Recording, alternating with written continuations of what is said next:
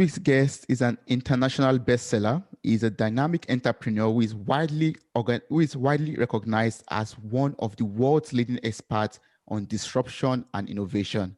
His experience comes from working with visionaries such as Bill Gates, Steve Jobs, and hundreds of other successful entrepreneurs. How are you doing today, Jay? Fantastic. Thanks for having me on the show. Thank you so much for joining me today on this episode of Mirror Talk podcast. You're a man of many honors, many awards. You have written a lot of articles in the Wall Street journals. You've held a lot of industrial keynotes and major speeches. You have been quoted in the New York Times and even more, even other articles and other magazines. But for my friends and for me, myself, and for our listeners out there, can you tell us about yourself and your journey so far?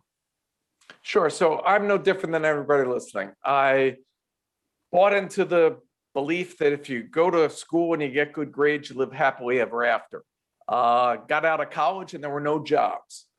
So that started my journey on if there's no jobs, then you got to figure it out and start your own business. And I realized from doing it again and again that there's a pattern. And when dozens of your friends become self-made billionaires with a B, you realize that anyone can do it. You don't have to come from money. You don't have to live in a first world country. You don't have to live in a major city. We're all one click away from 7 billion people. So I've started the first auction, which became eBay. I worked with Reid Hoffman to launch LinkedIn. And then I've been on the other side and run multinational companies with hundreds of thousands of employees. So I've seen it from both sides, and it can be taught. You only need 2 things to be successful in life: insight and perseverance. I can teach you how to find the insight and perseverance in my new book, FutureProofing You. I also teach you how to turn perseverance into passion. So that's my journey. I'm just here to pay it forward and help people make their journey easier. Yes, that's great. I'm still going to come back to the question of insight and perseverance, but you described, or you are known as a serial disruptor. What does that mean? What does it mean to be a serial disruptor? That means I always try to go and do something new that displaces something. So I put the first video on a computer. I created advertising on the internet. I've did the first video on demand on cable. So all of these things, the first album that you could download. Yes. So what I realized early on is if you apply for a job or you want to do a business that somebody else is doing, you're going to have competition. And I can guarantee you there's somebody with more experience. And I know on any day there's somebody smarter than me, better looking than me, better connected than me, richer than me. There's just some guy that's better. I hate him. But if you do something that no one else is doing, if you're unique, by definition, you're the best in the world at what you're doing. So it's much easier to start something new. So in Future-Proofing You, this young man wanted to do social media. Well, 40 million other people do social media. How are you going to make a living? You don't know anybody. You're not going to get hired by multinationals. You're just basically one step away from homeless. So I said, look at what's in the news. What's something new? What are people talking about? And be the social media expert for that. Then you get your first customer, and that's what they call in MBA speak, a case study. Now you prove that you're good at that, and you get the rest. So the customers that were paying him $200 a month in the beginning, he was now signing up customers by month 2 that were paying $30,000 a month. Yeah.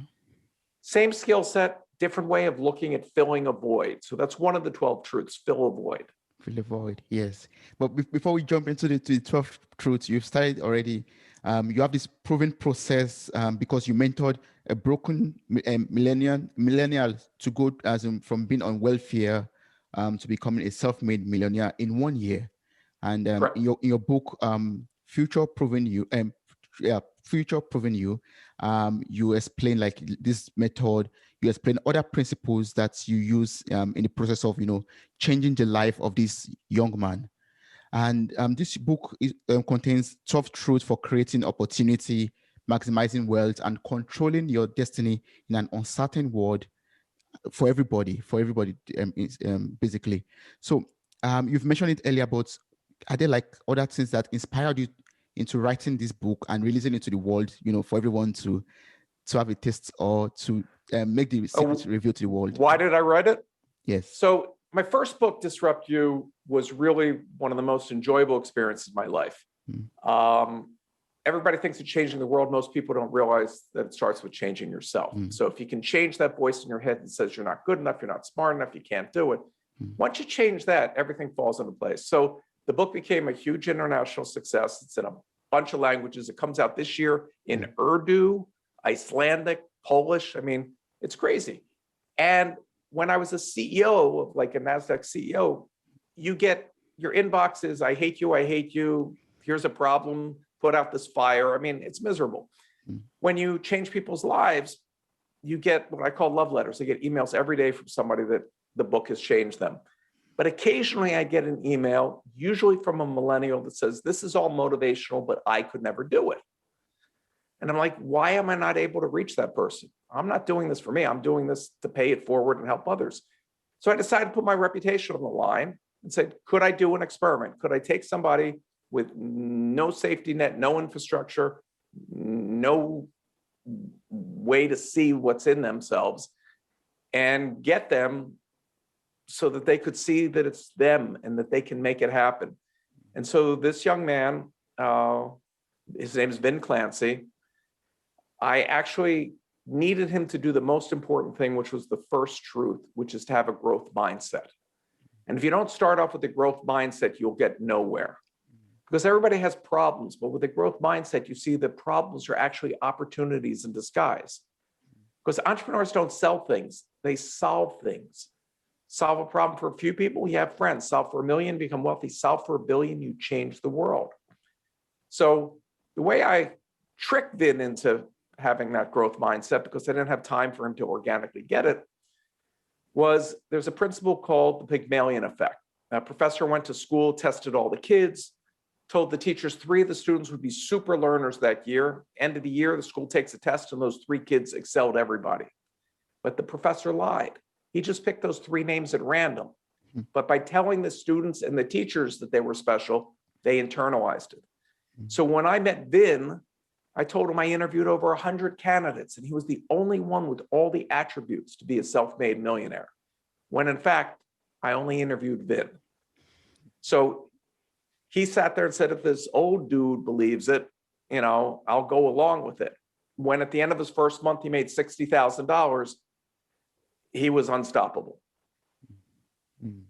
Wow, that's awesome.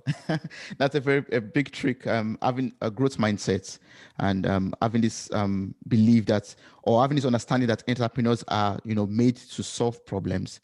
Yeah, that's really good. So can you walk us through the 12 truths, the 12 truths that are listed in the book? Can you walk us through this 12 truths for controlling our destinies in an uncertain world like now? Well, we'd be here all day if we do all of them. So let me just hit on a couple that might not seem obvious to people. Yes. One of the ones that really bugs me about all these so-called gurus that are online is they all say fear isn't real. Fear's in your head, fear's make-believe, forget fear, overcome fear. That's a lie. We are hardwired. We are biologically wired to have fear. The only reason any of us are here is because our ancestor, when they saw the saber-toothed tiger, ran, okay? The guy who didn't have any fear was lunch. So people that don't want to start a business are afraid of losing their job, afraid of losing money, afraid of losing other people's money, afraid of being embarrassed, afraid of failing. All these fears stop most people in their tracks. And those fears are real. But if you're walking down the street and a bus was coming barreling towards you, are you thinking about those fears? No, you're thinking about the fear of dying. So you jump out of the way of the bus. So you can prioritize fear. So if you can prioritize fear, what should you really be afraid of? Well, if you're at a job that doesn't allow you to live the way you want, and you're not learning and growing, you're trading a day of your life, a week of your life, a month of your life, a year of your life. You wake up one day, you gave up your entire life, just like being hit by that bus. For what? Because you were afraid of what somebody would think? That's the big fear of giving up and wasting this precious time that we have on the planet. But now here's where fear becomes your friend. If you can agree that we all now have fear, turn the table. Whoever you're trying to sell has the same fears.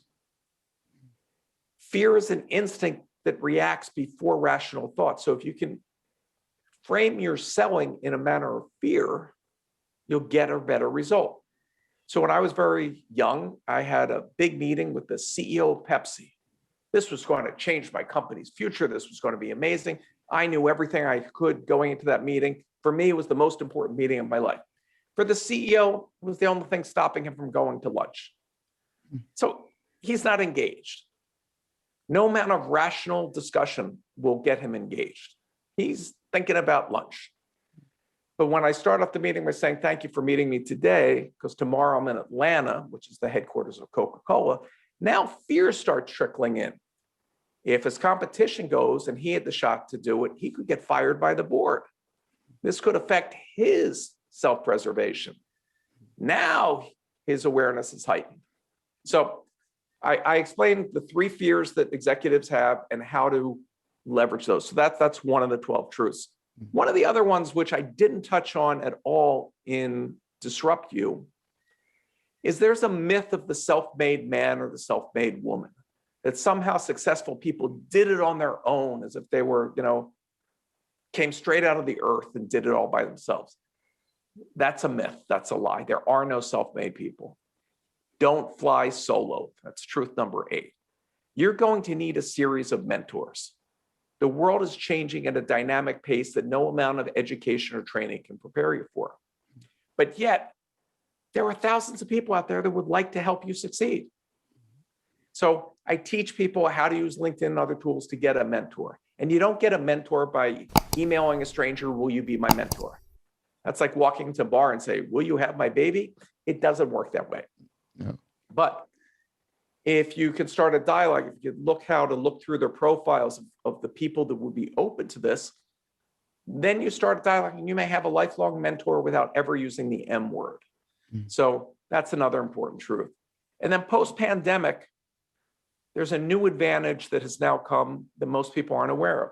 If giant corporations could now have 80, 90, 100% of their employees working from home, you no longer need that big office. You don't need that expensive overhead. You can run a virtual company just like my young man in the book did. But here's the new advantage. Up until recently, when you started a company, you had to hire the best people within 10 kilometers of you or 20 kilometers. Now you can hire the best people in the world. You used to have to be in a major city, which was expensive to live and have to hire other people with expenses. Now you can live anywhere, or you can be a digital nomad. My best friend's son, he's an engineer, has a full-time job with Google. 1 month he'll be in Hawaii, 1 month he'll be in Thailand. And if he wants to run with the bulls in Spain, you don't have to wait till you're old and gray to see this beautiful planet. So you can have a better work-life balance. And remote workers have less turnover. They're willing to pay less pay to have that privilege of not wasting 2 hours a day commuting, and to have the flexibility to take care of children or seniors or whatever it might be. They cost you less, there's less turnover, and they're 40% more productive. So, and I also listed in FutureProofing You 22 free software tools to run your remote business. They start off, free until you get to certain size business. So, huge advantage for starting a company today. So would you advise us to first read Disrupt You before reading FutureProofing You, or you could first read this new book? Yeah, so if it was a college course, the introductory course would be Disrupt You, because it really lets you work through all this stuff internally. FutureProofing You is really the steps. There's a series that every business and every entrepreneur that's successful takes. Yes. They don't teach it in school for some reason. School was set up to make employees. Our curriculum was set up during the Industrial Revolution. Let them know how to read enough and how to do enough math, but not to think. Well, there are no more secure jobs. If the pandemic didn't teach you that, I spent 5 years traveling the world telling everybody, whether by choice or circumstance, every career gets disrupted. I don't have to make that argument anymore. Everybody got disrupted. And this won't be the only giant disruption in our lifetime. So you can wait to see what happens, but here's the secret. Disruption isn't about what happens to you. It's about how you respond to what happens to you. The 150 wealthiest people on the planet doubled their net wealth in 2020 during the pandemic. Let that sink in. Didn't double what they earn in a year. They doubled their life savings. They doubled their wealth. Every 48 hours, there's a new self-made billionaire. What are they doing different? Can it be taught? Absolutely. You only need two things, insight and perseverance. Everything else can be hired, right? You've written the same amount of computer code as Steve Jobs, and he built $1 trillion tech company. Yeah. Steve wasn't an engineer. Yes. He wrote zero, okay? So people have to start looking at it from that point of view, and you will fail, and you will fail again and again. I mean, think about it. Jeff Bezos lost money with Amazon year after year after year after year and came out the other side of it as the richest man in the world. So people don't understand where money comes from. That's the other thing I try to explain in Future-Proofing You. Yes. Money doesn't come from the old, I buy an apple for $1 and I sell it to you for $2, so I make $1. That's how it was taught in school. Mathematically accurate, but not true. Here's what's not true about it. In game theory, that's called zero-sum game. Think of poker. You can only win as much money as there's chips on the table. Yeah. So you either have money or I have money.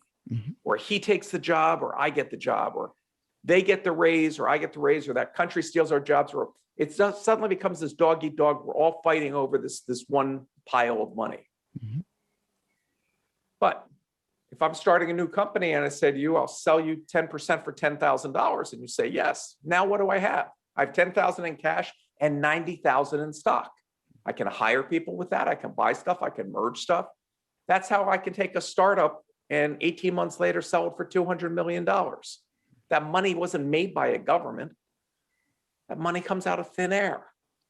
And so most of the wealth that we're seeing is being created that way, not the scrimp and save and invest and save. And someday when you're old, you'll have money, but you'll be too old to do anything with it. Yeah. And to be too little, as in, it's not going to be billions of dollars or euros, I guess. Yep. Yeah.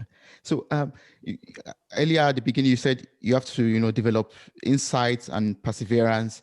So can you tell me how to develop the right mindset and the right insight to become successful in life? And how can I persevere? Yeah.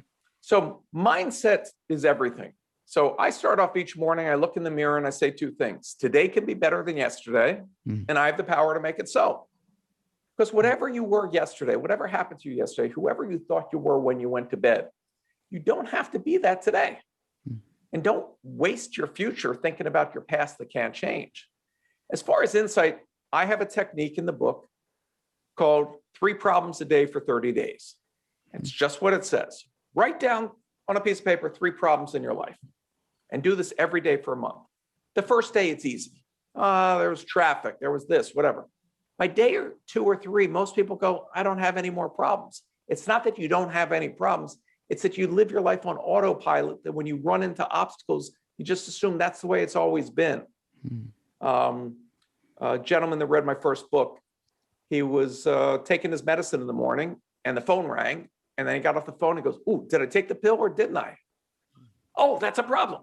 Yeah. He thought about it. He took a little watch that costs like a nickel, put it on the lid. So when you close the bottle, it sets it at 0. He can look at the bottle. Oh, opened it 3 minutes ago, or oh, I opened it 8 hours ago. Then he added Bluetooth, so you know whether grandma took her pills. Then he sold them all over the world. It's those simple moments. In Future-Proofing You, I have a story that's amazing. Every parent can relate to this. It's the middle of the week. Your child has to do some project for school. They're writing on the poster board and they mess it up. They go, mommy, please take me to the store. Please buy me another sheet. And you go, okay. So you get out there at 10 o'clock at night, you buy another piece. But before this mom gave it to her, she took a ruler and made little thin lines on it so that her daughter could write straight letters. And in the morning, she said, why don't they sell poster board with little lines on it? Make a long story short, she got a patent. She makes about $5 million. Wow. No employees, just solving a problem. Yes. That's where it all starts. And if you need an acronym, my acronym for doing all this in the book is MOVE, M-O-V-E. Mindset, obstacle, find a void, and then execute. Mindset, obstacle, find the void, and execute. Wow. So, but in the journey of becoming, successful in life, there are a lot of obstacles that will occur.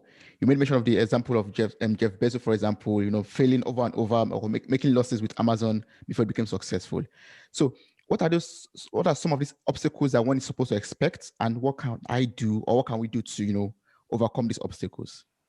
So the first thing is you have to understand that there's nothing wrong with failing. There's a difference between failing and failure. Failing is figuring out what doesn't work. Failure is throwing in the towel and giving up. A toddler doesn't stand there and go one day, today I shall walk across the room. They try it, they fall down, they try it again, they fall down, and they figure it out. When you play a video game, you don't sit down and make it all the way to the end. You hit some obstacle, bam, bam, bam, okay, you hammer it, you get past it, you're feeling good, and then there's another one. That's what life is. That's what having a business is. So expect failing. If you don't have mistakes, you'll never grow and learn.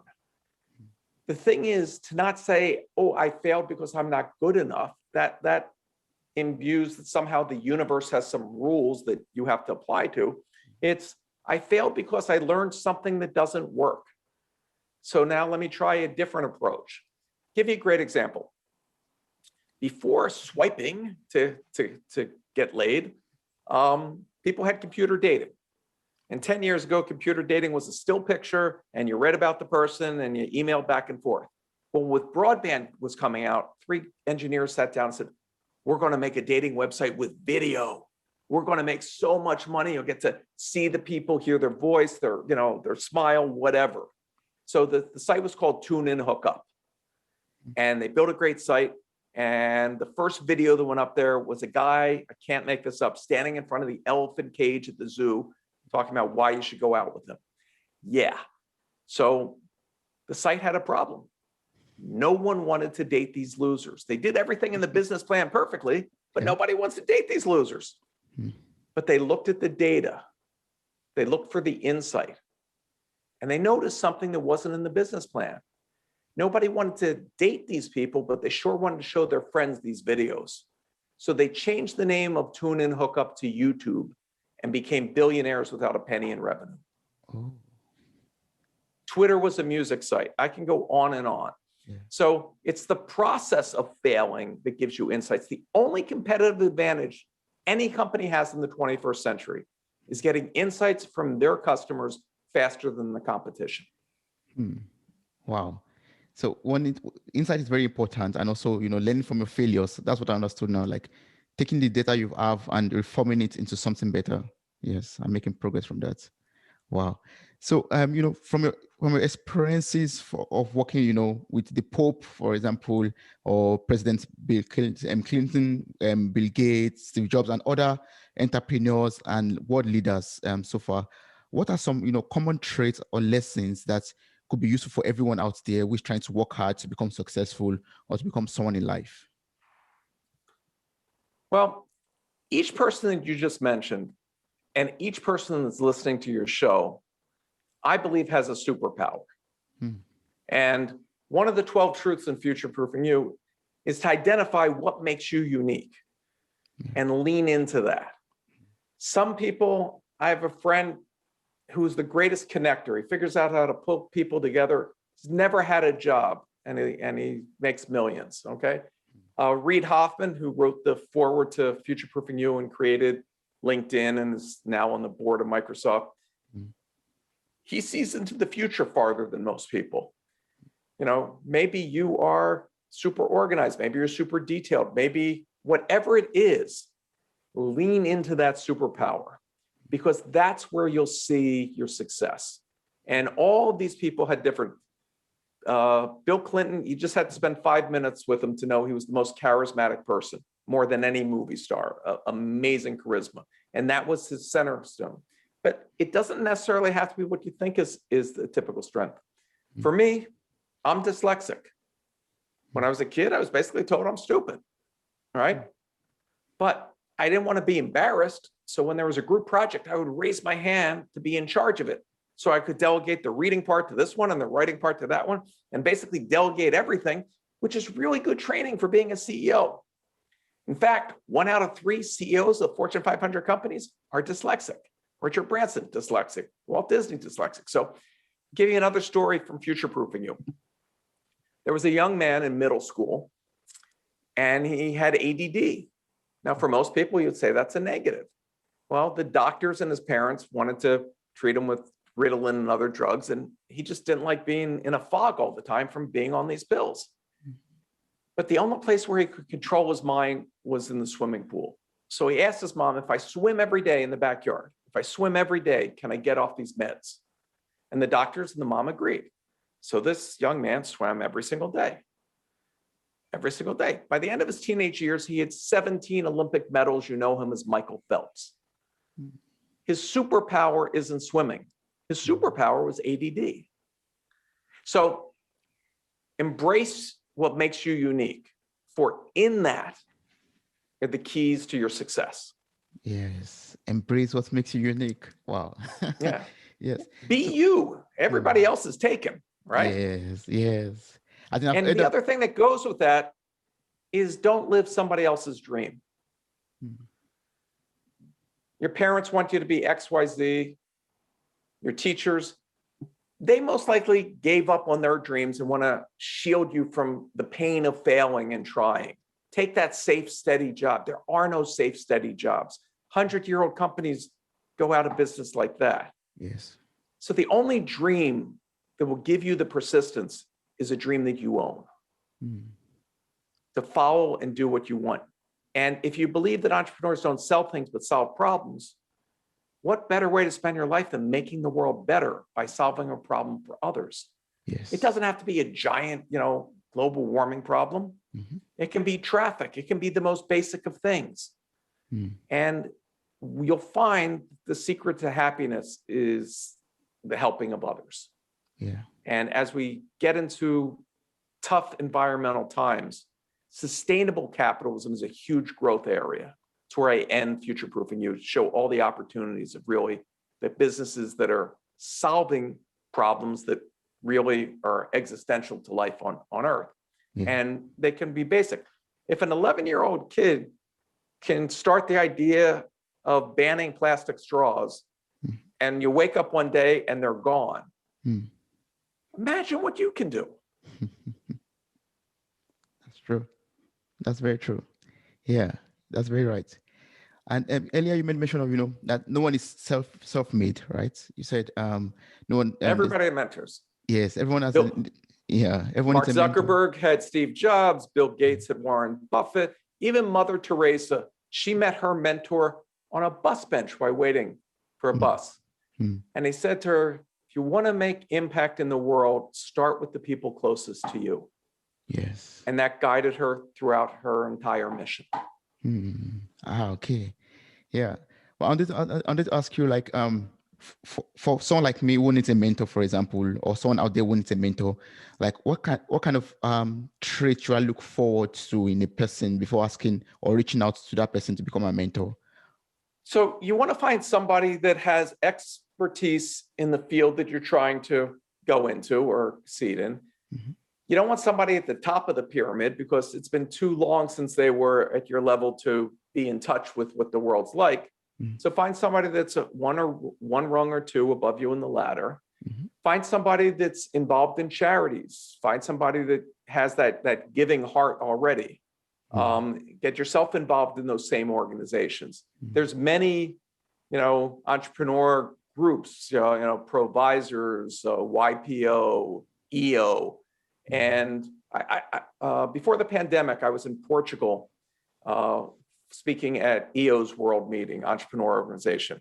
And there were 1,000 people that flew in from all over the world for the sole purpose of mentoring each other. I mean, it's a powerful thing to see people spend that time and energy to make others successful. But if you have that belief that entrepreneurs create wealth, they don't have that zero-sum game, let's fight it out, then you realize we live in a world of great abundance. There may not be equal distribution of that abundance, but the abundance is there. And there's no gatekeepers blocking you from success. There's no banker in the way. There's crowdfunding, there's private equity, there's VCs. I've raised hundreds of millions of dollars from startups. there's always another path. And there is my favorite source of capital, OPM, other people's money. There are corporations who will give you millions of dollars and don't want anything in return. They don't want any equity. They don't want it paid back. Why do they do it? Because you have an idea that not only helps your business, but helps theirs. I'll give you an example. I had to launch Sony's competition to iTunes. Well, iTunes was out there spending $100 million a year marketing. Sony was late to the game. My marketing budget was $0.00. Most people would say, you're failed. But I said, okay, I have a problem. Who else has a problem? And I looked around the world that year and I came up with two companies. One was McDonald's. Their sales were down for the first time ever because of a movie called Super Size Me about people eating too much and getting fat. So I said, okay, what does my music store have to do with McDonald's having a problem? If I can connect those dots, then McDonald's will advertise my music store. So went to the CEO of McDonald's. I can make you hip and cool again. Buy a Big Mac, get a free track. We'll put a code on each one. Yeah. They did 60 million of TV commercials, put it on every bag, every tray liner. They drove me 20 million paying customers my first week. Didn't cost me a penny. The other company that was in trouble was United Airlines was in bankruptcy, and they wanted some way to let people know they were coming out. Please fly with us again. Mm. What the heck does that have to do with the music store? Connect the dots. There's all these people with frequent flyer miles. They think they're going to go away. You can now use your frequent flyer miles to get music. Mm. But to announce it, I did the first ever concert in the sky. I had Sheryl Crow perform in a plane flight from Chicago to LA, filled the plane with the press. All the national news covered it. Everybody, we shot the whole thing, edited it before the plane landed, handed everybody a DVD so they could do it. Yeah. And that concert played on every flight for a month. So millions and millions more customers. Total cost for those two promotions for me, $0.00. I've done this with car companies. I've done this with software companies, entertainment companies, food, almost any CPG.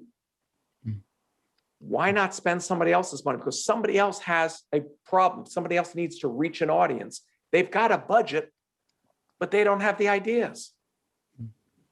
Yes. And there are so many people out there, including myself, who have, this mindset that if I could just reach out to the right person, if I could just, meet with Bill Gates, for example, if I could just reach out to, make the right connection, I will become successful. I will be able to sell my idea to the right people. Yeah. So why don't you?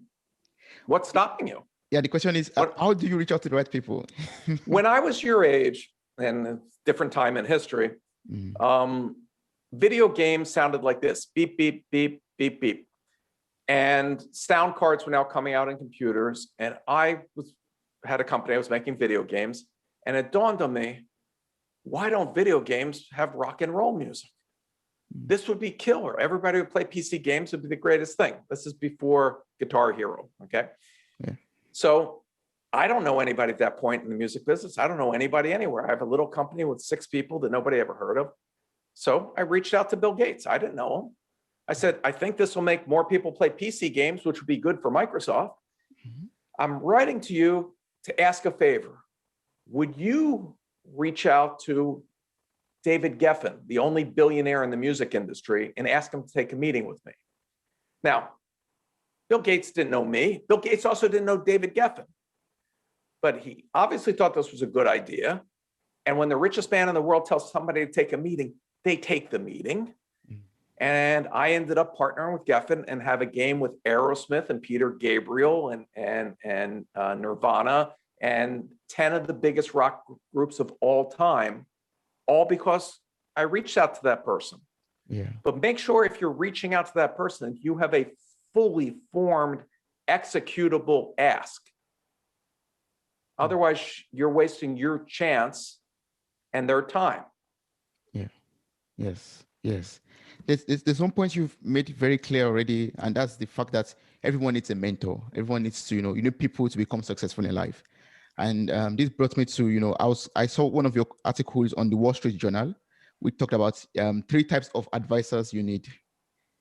Okay. So I was thinking I'm going to ask you to, to walk me through this article and tell me the 3 types of advisor that everyone needs. I think everybody could now search Advisors, J. Samit, Wall Street Journal. If you think I remember each article that I've written over There a were a lot of lifetime, articles. There were a lot of articles. I've written, I stopped counting at 300. But yeah, so you can look up that article. There's a lot of things that you need, but the whole point is you're going to need a series of mentors. We're not in the Middle Ages where if you wanted to become a leather smith or a blacksmith, you apprenticed for 3 years, you learned skills that never changed, and he made horseshoes this way, you learned to make them the same way, and or the guy who would make the samurai swords from generation after. No, okay, that world doesn't exist. Yeah. What you're going to see is that you need to move into a certain area where you don't have those skill sets or those insights or those connections. But there's lots of people there. So the trick is how to explain the future in a way that people stuck in the past can comprehend. It took me 20 years to figure that out. I used to go and get into these meetings where I knew I was right. And I'd leave, why don't they get it? Why don't they get it? They don't get it. It's not their job to get it. They made it to the C-suite. Most people believe what got them there will keep them there. If that was true, the average life of a CEO wouldn't be under 5 years. It doesn't. You have to commit to lifelong learning. And one of the ways you learn is at the feet of people that have done it. Yes, that's right. So I think this is the right time to now to plug in where one can get your book. Like, for example, you can get it on Amazon.com and on jsamit.com. Zamit.com, you can also get the book too. So no, I don't sell the book from my website. So that was the first book, Disruptor. This is the new one. Yes. On my website, I have free workbooks. So if you're working through the book, usually you're reading a chapter, oh my God, that makes sense. I want to put that to work. And then you get to the next chapter and the first chapter just went through your mind and went somewhere, right? So I have workbooks that you can do exercises after each chapter to start making your plan for success. I don't charge for these. They're free. You go to jsamit.com, jaysamit.com. There's no upsell. I don't sell anything. You can't get a t-shirt with my face on it, okay? Not that you want that. The only reason why the audio book or the printed book or the Kindle book, that's so the publishers can make money. So for the price of a lunch, you can change your life. And this is my selfish reason. Here's my selfish reason for doing this. I love democracy. I love living in a free country. But you know what? You cannot have a democracy without a strong middle class. The pandemic wiped out the middle class in the US and around the world. And if you don't have a middle class, you don't have freedom. So who creates the middle class? Who creates jobs? It's not governments. It's entrepreneurs. And yet no one's spending the time to teach entrepreneurs it's going to be a hard journey. But if I can shorten that journey for you, if I can ease that load, right?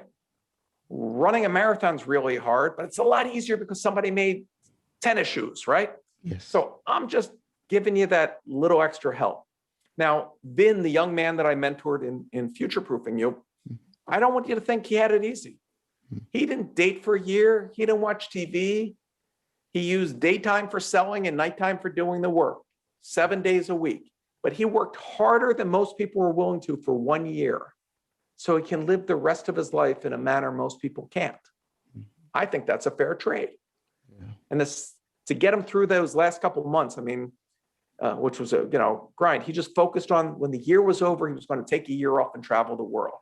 And the only reason he could do that was not because he had a bunch of money in the bank, but because he knew he was future-proof. Whenever he wanted to work, wherever he went in the world, he could do it again and again.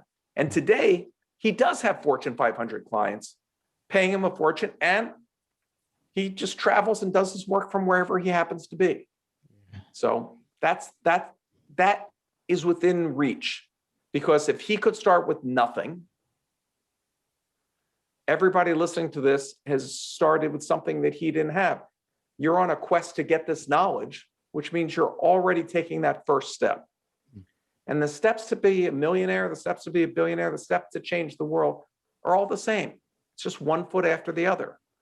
So if I can show you the step-by-step, at least it gives you a path. Yes. Yes, that's true. And from the story you made mention of the young man that you helped. Yeah, I learned that, for example, he has this goal that after 1 year he's going to maybe travel the world, and the goal also could be, to be financially independent. For example, any goal that anyone wants to achieve in life.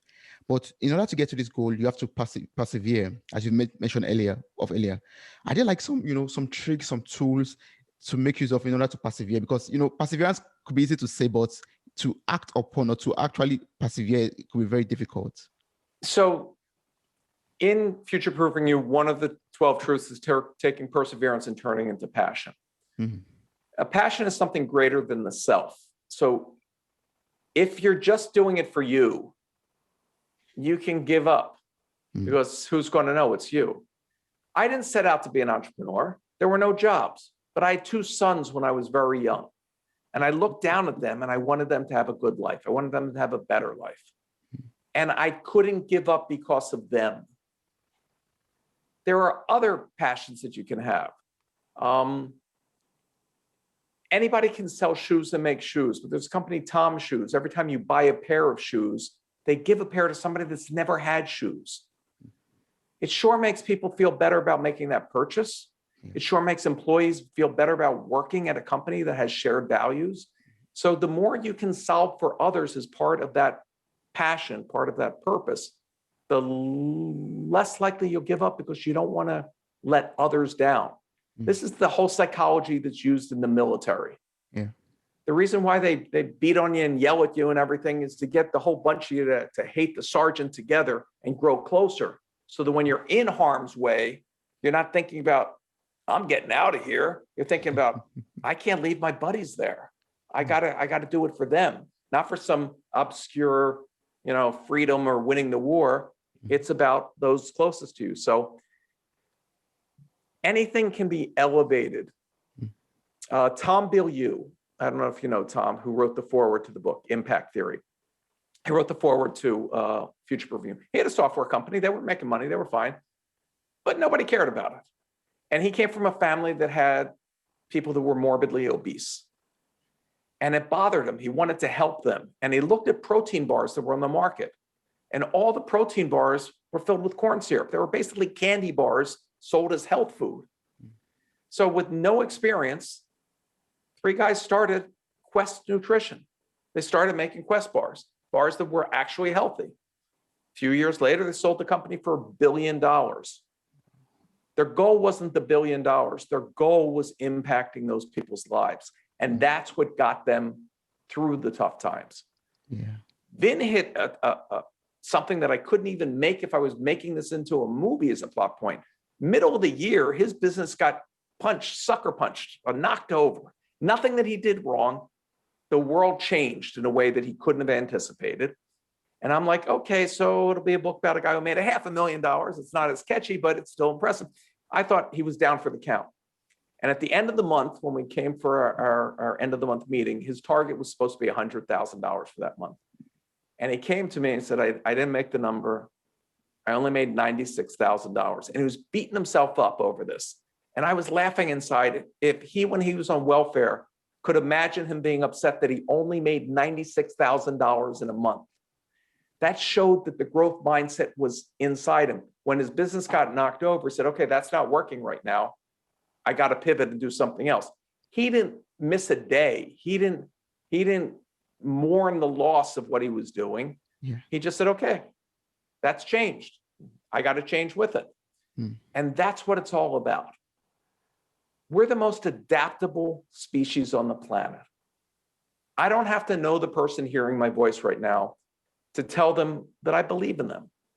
I know they can do it because I've seen others do it that weren't the smartest, didn't come from the right families, didn't come from the right cities, didn't come from anything. There's a man who I met who's impressed the living daylights out of me named Molly, who was an orphan. His parents left one night, him alone in a small hut in Africa. He had to walk to the major city by himself. He lived on the streets. He saved up to buy a van and drive workers back and forth. And then he saved up enough to have another. One day he's super wealthy. That should be the end of the story. But he went through the city and he saw 3 kids in the street just like he was. And though he had 8 kids that went skiing in Switzerland and had everything, he picked the kids up, took them back to his wife and said, we now have 3 more kids. And his wife was a little upset, but she said, okay. And he did this 22,000 times. Wow. He gave up his whole fortune. He had to figure out how to grow food for 22,000 kids in his house. He took every kid, and these kids are now doctors and engineers and teachers. He's transformed a generation because it was his passion. Yes. Amazing man. Wow. So there's always more than you can do. There's always a solution to any problem. Yeah.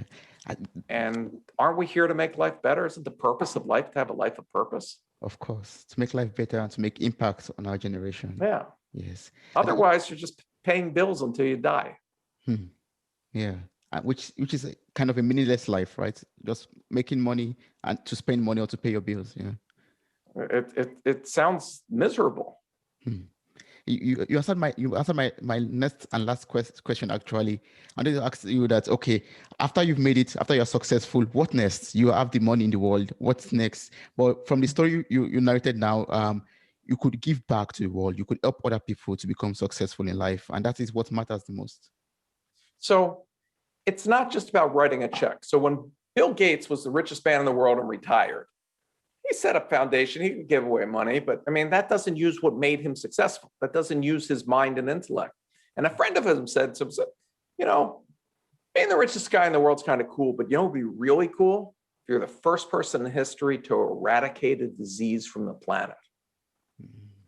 Now Bill Gates was engaged. Now it's like, okay, why couldn't people, if we have the vaccine for polio, why can't we get rid of polio? Oh, it's a distribution problem. I've solved distribution problems. Oh, it's this problem. It's a government problem. It's a regulatory problem. Now we had a purpose again. For me, when my kids were grown and that was no longer making more money and running another company, shoot me. I don't want to do it again. But an engineer that worked for me 20 years ago reached out. And to make a long story short, he grew up on a farm in the Midwest in the US in Kansas. And the way we grow food on this planet is we put poison to kill the weeds and to kill the pests. And we put what we believe is enough poison to kill everybody but us. Like if you think about it, this is the dumbest way to grow food. And it turns out that these poisons are causing cancer and killing us and killing all the fish in the seas and poisoning the land and taking the nutritional value out of the food. I mean, we've created a mess. So why do we use these poisons? And to make a long story short, because nobody had another solution to this problem. Same old thing. So Greenfield Robotics, this company, makes these little robots that go up and down row crops. Think of corn or milo or whatever, and they just cut the weeds. They use machine vision. They don't damage the plant. So think of a herd of goats going up a field to clean it, but they only take care of the weeds, not the plants. Now, what does this innovation do? So when he said that's what he wants to do, here's what it solves. The farmers don't have to buy the poison, so they make 40% more. People eat healthier foods so they don't get cancer. Okay? The single largest source of carbon in the atmosphere of greenhouse gases is agriculture. It's 25% more than cars. From tilling the soil to chop up the weeds, we're releasing all the sequestered carbon. So it becomes the single greatest solution for sequestering carbon and stopping the heating up of the planet. How am I morally obligated? How can I sit here and say, I can go to the beach every day? So I'm chairman of Greenfield Robotics and working my butt off to make sure that these robots are everywhere to try to solve this major problem. There's always a way to do more. Yes. I was thinking you will talk about your professional. You are the chairman of Greenfield Robots, for example. But you made mention of it already. I wanted to ask you earlier, what does it do? What does it imply? But as an engineer myself, I know robotics has to do with building robots to carry out some tasks or some missions. But yours is basically for agricultural practices or works. Yeah. when I was young, I got to interview a famous actor from decades ago named Bob Hope. And he said something that stuck with me. He was in his 80s at the time, and he said, "It's better to wear out than rust." So I'm going to keep working forever as long as I can add value. Add value. Yes. Yes. So after I've written a lot of notes right now. I've like been on my notepad. I'm like just taking notes and from everything I've been able to learn from you today. But up to this moment, are there like some things you would love to say that I've not been opportune to ask you? Is there something else you would love every listener to know out there that we've not spoken about up to this point? I do this as my way of paying it forward. You know, the knowledge is there. You're one click away from 14,000 years of knowledge of mankind on the internet. Yes. Everything that you need to have the answer to whatever problem you have is there. Or you can watch cats playing on the piano. I mean, you know, the choice is yours. But Yes. you know, thank you for the time, and love to hear success stories from people that have made an impact. Yes, thank you so much for making time to be on this podcast or on this episode of the podcast. I'm going to place like your information in the show note of this episode, your website, and also link to the Amazon, for the book for the FutureProofing You. It's going to be out on the 18th of March, 2021. And it's going to be available on Amazon and other platforms that possible. So I would advise everyone to pick up the book and also listen to the audio. You have the audio copy, which was recorded by yourself, right? Yep. If you didn't get sick of this voice, yeah. So the Audible's out now, the Kindle's out now, and by the time you hear this, the next week on Tuesday, the hardback is out. So enjoy. Yeah, that's awesome. Thank you so much. And I'm looking forward to reading this book and learning all the 12 truths and all the principles that are listed in the book. Thank you so much. Terrific. Thank you.